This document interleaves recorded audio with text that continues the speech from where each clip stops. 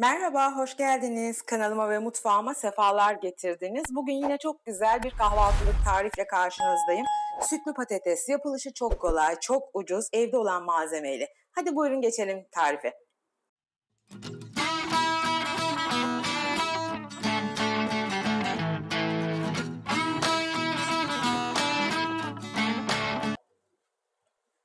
...2-3 kişilik yapıyorum ben. Bunun için 2 tane patatesimi güzelce soydum ve yıkadım.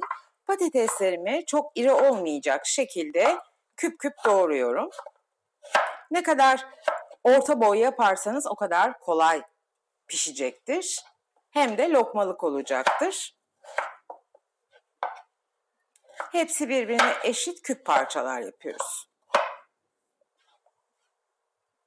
Yapılışı çok kolay ama çok lezzetli. Hemen 5 dakikada kahvaltıya ya da akşam yemeğine hazırlayabilirsiniz. Aynı zamanda et yemeklerinin yanında da garnitür olarak verebilirsiniz.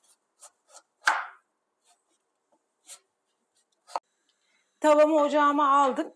2-3 yemek kaşığı kadar zeytinyağı koydum. Tavamı ısıttım. Yağım da ısındı. Hemen patateslerimi ilave ediyorum.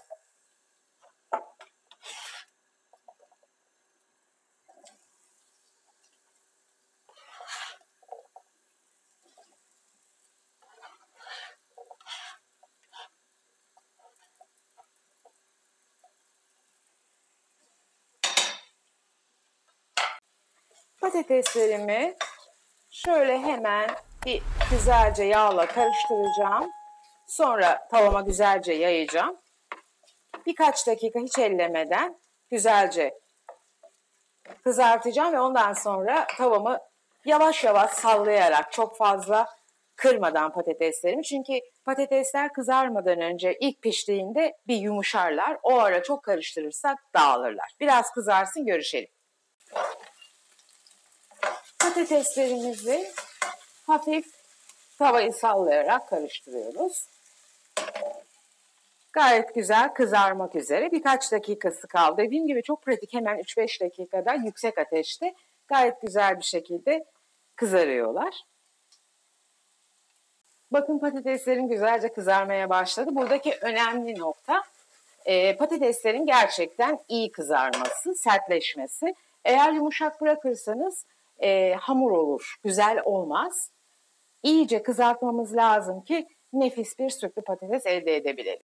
Şimdi kızaran patateslerime ilk olarak tuz serpiştiriyorum, çekme tuz. Patates tuz kaldırır ve sertleşmesini de sağlar. Tuzun üzerine şimdi hemen 1,5 yemek kaşığı unumu koyuyorum. Ve bu unla birlikte kavuruyorum. Unumun kokusu çıkacak. Krema biliyorsunuz çok pahalandı gerçekten.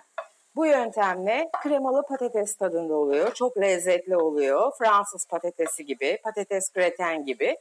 Ama hem fırın kullanmıyoruz, hem krema kullanmıyoruz. Nispeten daha ekonomik, daha ucuz ve çok daha lezzetli oluyor.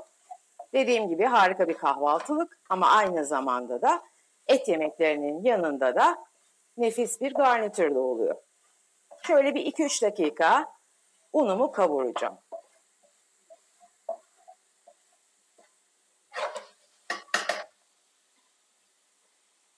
Bir bardak oda sıcaklığında sütüm var.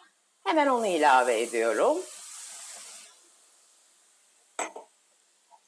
Biraz karabiber, çekme karabiber koyuyorum. Hemen zaten birazdan un ve süt birbirini çekecek, toparlayacak. Bu aşamada karıştırmıyorum. Bir 2 dakika sonra hemen karıştıracağım.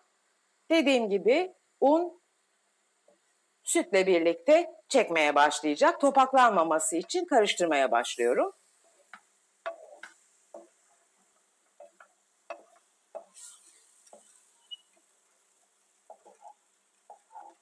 Gördüğünüz gibi koyulaşmaya başladı bile.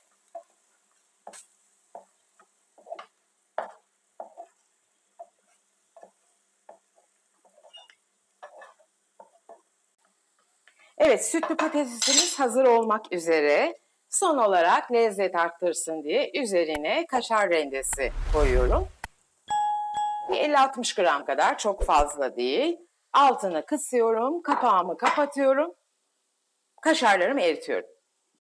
Kapağımı kapattım, kaşarlarımın erimesini bekleyeceğim. Evet, nefis sütlü patatesimiz hazır.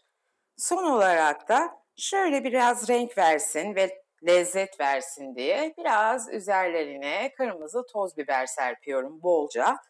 Beni bilenler bilir, ben kırmızı toz biberi çok sever ve çok kullanırım. Hem yağ yakıcı, hem lezzetli, hem şifalı. Benim kullandığım kırmızı toz biber, füme kırmızı toz biber. Aktarlardan bulabilirsiniz. Zaman zaman bu bana soruluyor çünkü. Daha keskin lezzeti olan, böyle is kokusu olan bir toz biber. Dediğim gibi her yemeğe de çok lezzet katıyor. İşte şipşak kahvaltılığımız hazır. Daha önce de yapmıştım ve iyi bir izlenme almıştı ve tekrarını istemişlerdi. Eski videolar tabii izlenmiyor, o yüzden tekrar çekmek istedim ki yeni abonelerim, izlememiş olan abonelerim izlesinler, bu muhteşem kahvaltılığı tatsınlar istedim. Gerçekten çok lezzetli, besleyici ve ekonomik bir tat olduğunu düşünüyorum. Herkesin evinde bulunabileceği, şipşak hemen ulaşıp yapabileceği bir lezzet. Umarım denersiniz. Deneyecek olanlara şimdiden afiyet şifa olsun diyorum. Tarifimi beğendiyseniz eğer videomu beğenmeyi ve bana destek olmak için kanalıma abone olup bildirim zilini açmayı lütfen unutmayın. Bildirim zilini açtığınız zaman aynı zamanda her paylaştığımız video direkt size bildirilir. Hiçbir şekilde kaçırmamış olursunuz. Biliyorsunuz günde milyonlarca YouTube'da video yükleniyor ve bu videolar arasında bildirim zilini açmazsanız eğer kaçırma olasılığınız çok yüksek.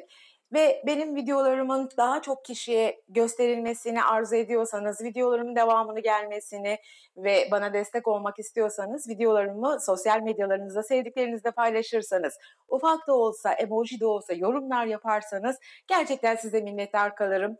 Çok çok teşekkür ederim. Hem bana olduğu destekleriniz için hem de güzel yorumlarınız için, bu dakikaya kadar beni izlediğiniz için hepinizi seviyorum. Kendinize iyi bakın, sevgiyle kalın. Yarın görüşmek üzere, hoşça kalın.